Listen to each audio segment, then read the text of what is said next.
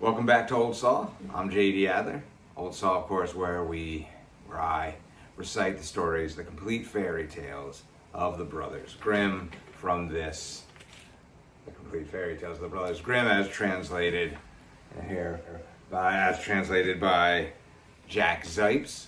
Jack claims this, he did this in 1987, claims this is the States. Claims makes it sound like I don't trust him. But he states in the introduction that this is the most complete collection of the Brothers Grimm's fairy tales and the truest translation. He's saying that it is the most accurate translation from the German of the early 1800s to modern English. I'll leave it up to the audience to decide about that. He has sometimes if you've seen my previous ones, I'll joke about it, because he includes in here stories that had not been previously published. And sometimes I'll joke about some of these stories I've read so far, seeming like they might be one of those, but I'm only making jokes. Haha. They're actually broken up into different sections. The first section, the first 200 stories are labeled the complete fairy tales of the Brothers Grimm. Then there's another section of just 10 stories, the religious tales for children. And then the final section, the final 32 stories, the omitted tales is the final section. Tales that were never published as part of, either at all or just as part of, under their name. So they've put all this together here, and I'm going through all 242 of the stories one by one here on Old Saw. That's what we do. Welcome. Still experimenting with some things like the lighting and the positioning and such, but it's a work in progress, and we're working together. But hopefully you'll enjoy these stories. Last week we did Rapunzel. This week we're doing the Three Little Gnomes in the Forest. JD Adler, this is the Brothers Grimm, Three Little Gnomes in the Forest.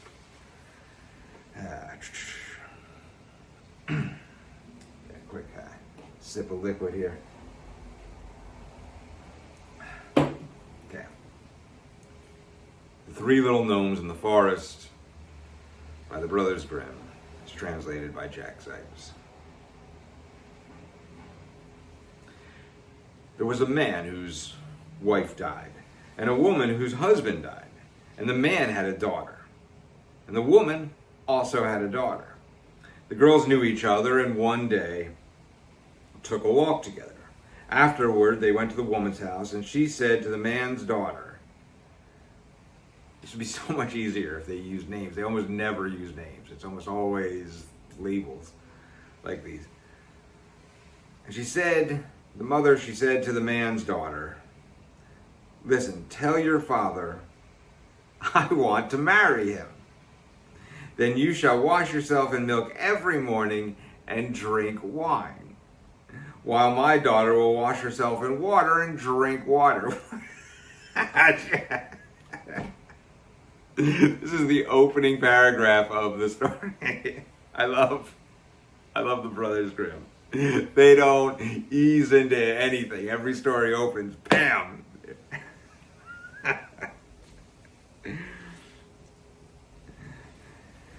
The maiden went home and told her father what the woman had said. The man responded, what shall I do? Marriage is both joy and torture. Finally, since he could not reach a decision, he took off a boot and said, take this boot. It's got a hole in the sole. Carry it up to the loft, hang it on a big nail, and pour water into it. If it holds the water, I'll get married again. But if it leaks, I won't. Romance, profit, forget all those kinds of decisions. If this boot can hold water, that will decide my future.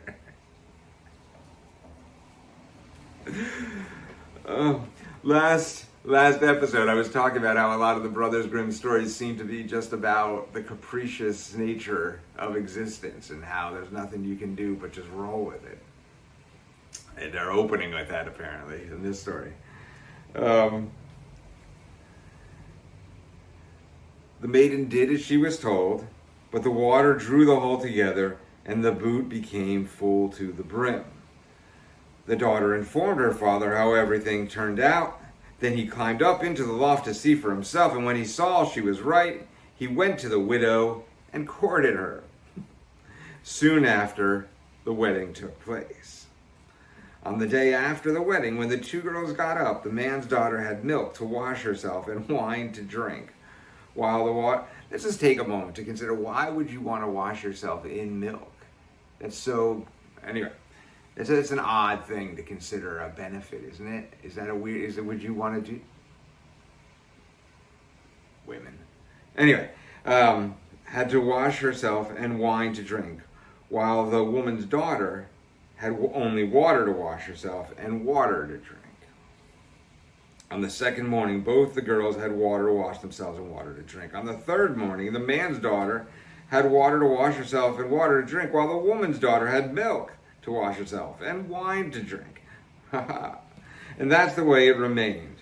The woman became her stepdaughter's most bitter enemy and tried to think of ways to make it worse for her from one day to the next. Moreover, she was envious because her stepdaughter was beautiful and lovely, and her own daughter was ugly and gruesome. Once, when it was winter, everything was frozen over as hard as rock, and hill and dale were covered with snow. The woman made a dress out of paper, called her stepdaughter to her, and said, "Now put on this dress, go into the forest, and fetch me a basket of strawberries. I've got a craving for them." "Good Lord," said the girl, "strawberries don't grow in winter. The ground is frozen and everything's covered with snow. Besides, why do you want me to go out in a paper dress? It's so cold outside that my breath will freeze. The wind will blow right through the dress, and the thorns will tear it off my body." "You've some nerve talking back to me," the stepmother said. "Get going and don't show your face around here again until you have the basket filled with strawberries." Then she gave her a little piece of hard bread and said, "You can use this as food for the day." All the while she thought, she'll starve and freeze to death out there, and I won't ever have to lay eyes on her again. The maiden I don't know why she's so mad at this girl who's done nothing but good. Anyway, but immediately, that's how the Grimm brothers always have the stepmother-daughter. Because you know how girls are. Anyway, so the maiden was obedient, so she put on the paper dress and went out with the little basket. There was nothing but snow as far as the eye could see, not even a blade of green grass. There's a little illustration here of her. Now you can see that she's right down here in the bottom, shivering against the winter. Some good illustration. I like the illustrations in here, right? Not even a blade of green grass. When she reached the forest, she saw a small cottage, and 3 little gnomes were looking out the window. She wished them a good day and knocked politely at the door. "Come in," they cried out.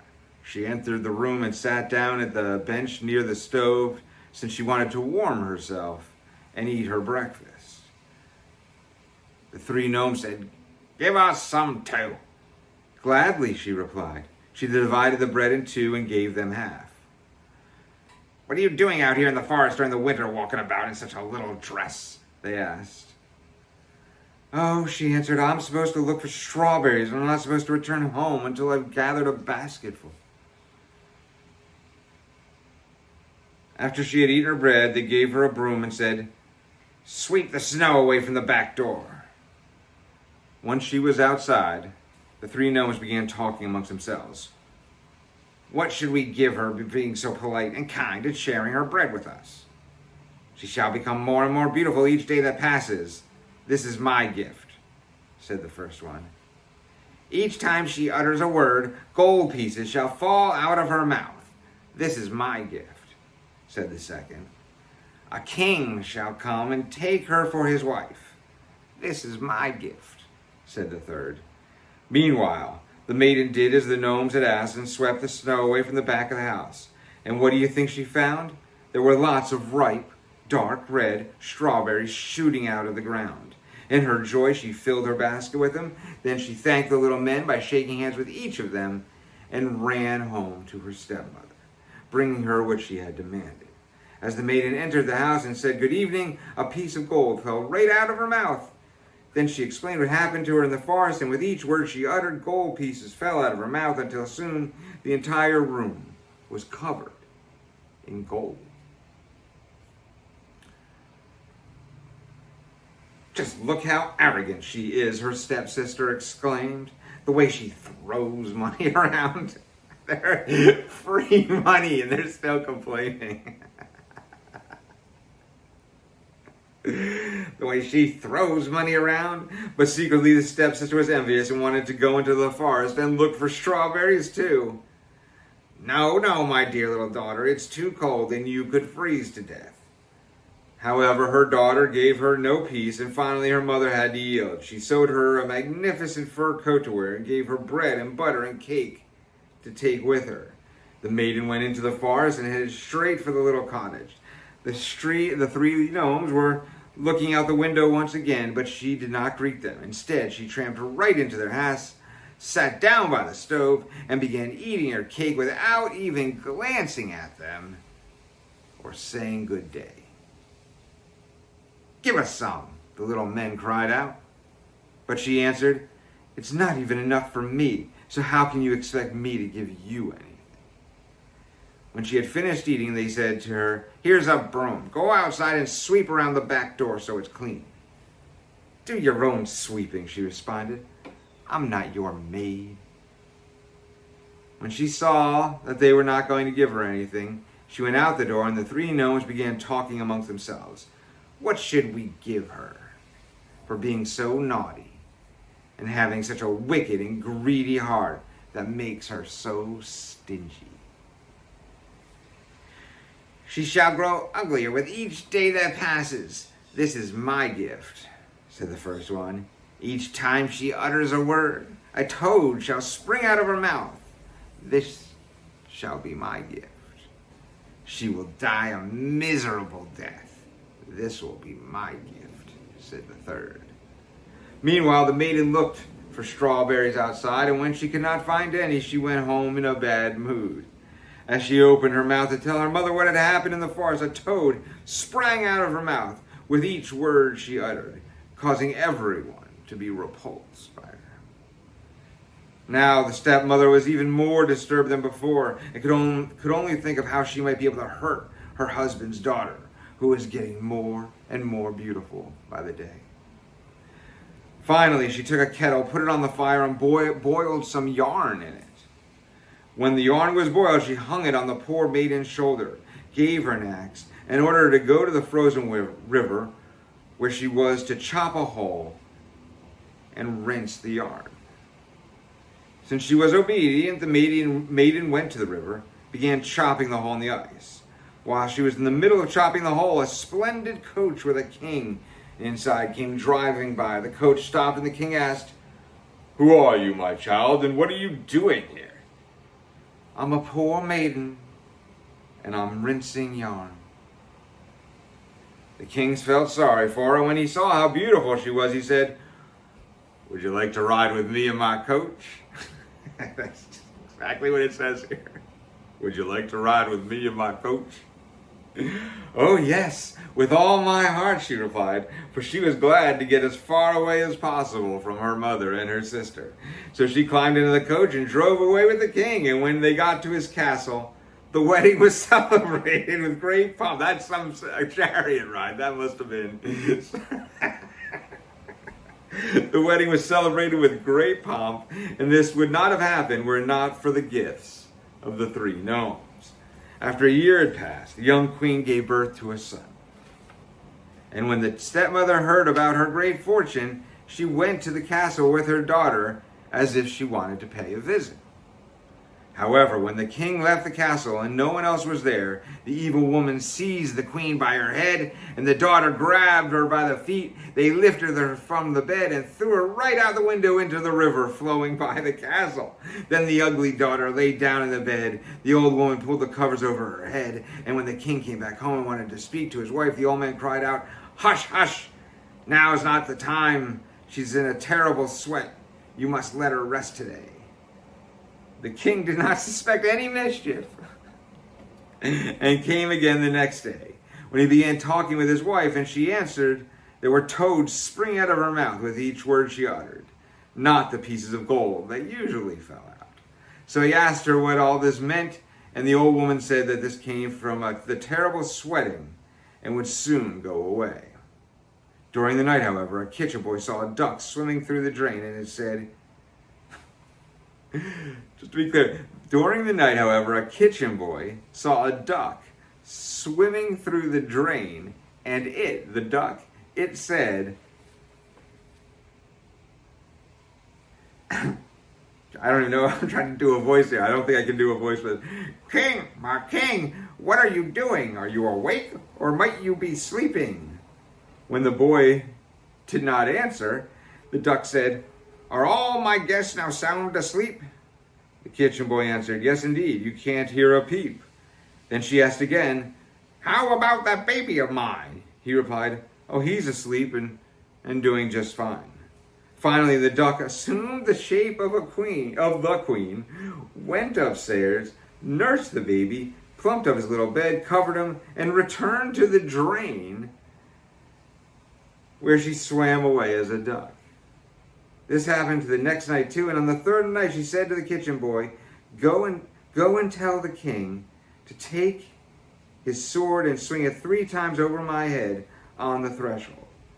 The kitchen boy ran and told the king, who came with his sword and swung it 3 times over the ghost. At the third time, his wife appeared before him alive and as well as ever before. Now the king was exceedingly happy, but he kept the queen hidden in a room until Sunday, when their child was to be baptized. When he was baptized, the king said, "What does a person deserve who drags someone out of his bed and throws him into the water? The scoundrel deserves nothing better than to be put into a barrel and studded with nails on the inside," said the old woman. "And then he should be rolled down the hill into the water." "You have pronounced your own sentence," said the king. He ordered a barrel like that to be fetched, and the old woman and her daughter were put inside. The lid was hammered on, and the barrel was rolled down the hill into the river. And that's the end of the story that is titled The Three Gnomes.